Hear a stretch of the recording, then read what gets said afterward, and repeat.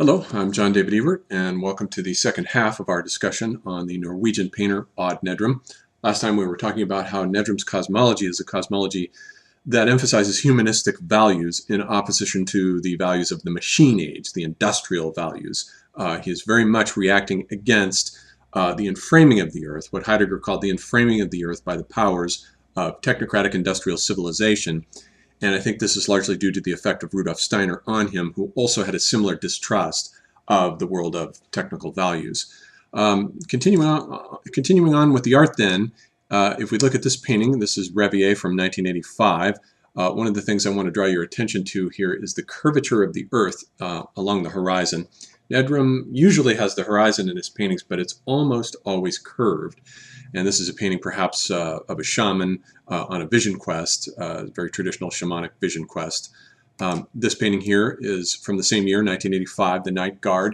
I think it's in dialogue with Peter Bruegel in his painting Blind Leading the Blind, but we note also that the horizon in the back is curved. The sky is still very much a presence in these paintings, but Nerdrum is beginning to insist, especially evident in this painting here, Sleeping Courier of 1986, more and more upon the earth itself.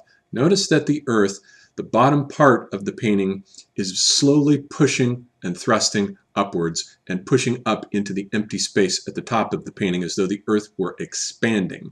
And indeed, I believe that is precisely what is happening in Nerdrum's paintings here as we go along.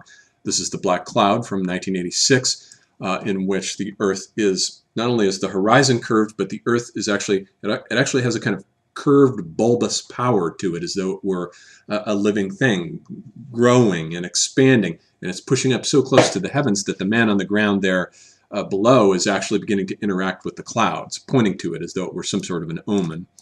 In this painting, Sleeping Twins, the sky has been completely pushed out of the canvas altogether. We have the mythological motif of the twins, the archetypal twins, whose birth normally would signify the advent of some kind of an omen, some kind of portentous event.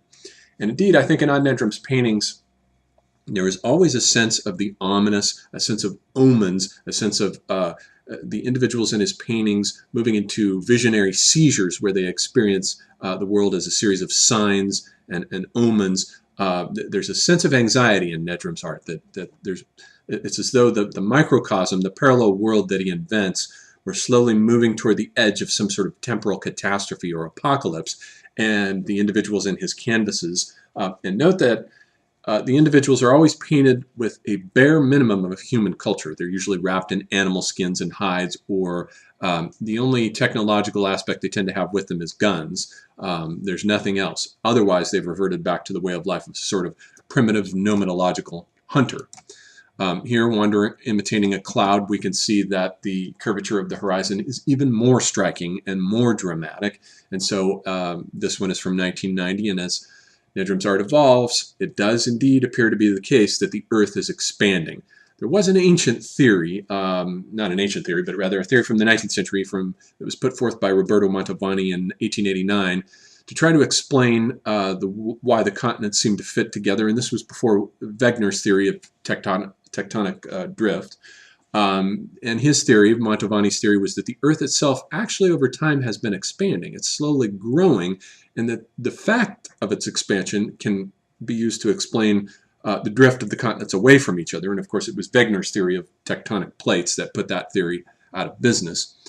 Here in this painting, Contra Natura of 1990, the man is holding a knife directly downwards, and once again, it appears to be one of those mysterious myths that Nerdrum has made up, for which the transcendental signified, the iconotype, is missing. We don't know what myth this is referring to.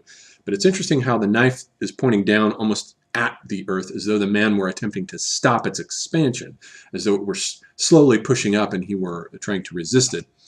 In this story, or in this image here, One Story Singer from 1990, a man is actually using the power, the magical power of song, of singing, to bring an avatar down from the heavens. And the cloud that has landed on the top of the mountain back behind him almost looks as though it were beginning to take on the shape of an avatar that this man is singing into being. The singing motif continues here in Nerdrum's very well-known painting Dawn from 1990. And here again, the jagged peaks of the mountains in the background are sort of thrusting up against. It's as though this were the response to the painting before, Contra Natura, where the man's knife is pointing downward. Here the jagged peaks are pointing upward at the sky, as though the power of the men singing were actually causing the earth to push up against the sky. And here we have 5 singing women, in which the earth itself is dramatically curved now. It's so curved that it's completely pushed the sky out once and for all, and it is now expanding and filling the space. And so the end result of this, I think we can begin to see in the 2000s here. This is Man in Boat from 2005, in which Nerdrum's avatar now begins to leave the earth. It begins to drift up like an astral body in trance flight. A traditional shamanistic motif is for the shaman to go into an astral trance flight and to drift up above the earth and float around it. And indeed, in this painting here, and in a whole series of paintings executed from around 2005 to 2010, Nerdrum moves out into limbo. This painting is known as String, and it shows us this is the black limbo that his earth, his miniature expanding earth, is pushing out into. It is the black, meaningless void of semiotic vacancy that his small little microcosm is expanding into. This is also the semiotic vacancy of the empty core at the center of the West's heart of being that Nerdrum is trying to fill with his own private microcosm and his own private mythology, this parallel universe that he's creating with these little individuals and their sort of oral tribal regression back to a sort of post-literate society of myth and tradition. And this then is from 2005 in Limbo, which shows us the various astral spirits. These are perhaps the source of the entities that are reincarnating from this realm down onto Odd Nerdrum's earth down below with his primitive tribal society, perhaps. And but it can also be read as an image of the electromagnetic sheath of ghostly, the ghostly sheath of electromagnetic information that we have surrounded the earth with, beaming at the speed of light, the ghosts of dead celebrities and disembodied voices and discarnate entities in the form of the various electronic signals that are sent beaming from satellite to satellite around the earth. But this is the realm that Nerdrum's earth is slowly expanding into, and then so we have to pose the question then of what the significance of that might be. On the one hand, it's sort of Kitsch has called, or rather Nerdrum has called his Kitsch art a geocentric art. It insists on the earth as the center of everything because in the ancient Ptolemaic cosmology, the earth was indeed the center of the universe. Everything revolved around it primarily because it was the place of human concern. Humanistically speaking, the earth is the center of the cosmos, and as Rudolf Steiner has remarked, the Copernican cosmology may have decentered the earth. It may have sent the earth into orbit around the sun, but the earth remains nonetheless the spiritual center of the solar system, because that is where the human drama is being played out. And I think that's one of the reasons why Nerdrum is insisting upon the power of the earth as it expands. He's insisting upon its power.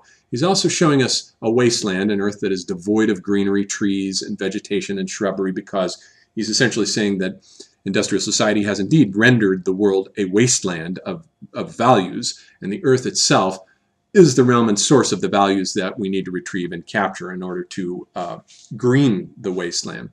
And Paul Virilio made a comment in one of his books where he talks about how Google Earth now has shrunk the Earth down to the size of a toy. The effect of it is that it's made the Earth into a mere plaything for human beings, so it's almost as though it's too small for us now. We've grown too large for the Earth, and I think there's a certain sense in which you can almost read Nerdrum's expanding Earth as an Earth that's too small for the gigantifying human inhabitants that are upon its surface. And it's almost as though we've rendered the Earth too small with our technologies. We've put it on the inside of the dome. We've put the Earth on the inside of the dome of human technology and thereby eliminated nature, which is perhaps the reason why nature has vanished from Nerdrum's paintings. We've eliminated the realm of nature. It's on the inside of human culture now. But Nerdrum wants to insist on the realm of human values, story, myth, tradition, the shamanistic vision quest. This is the world that he wants to bring back into what he perceives otherwise as the barren landscape of contemporary art.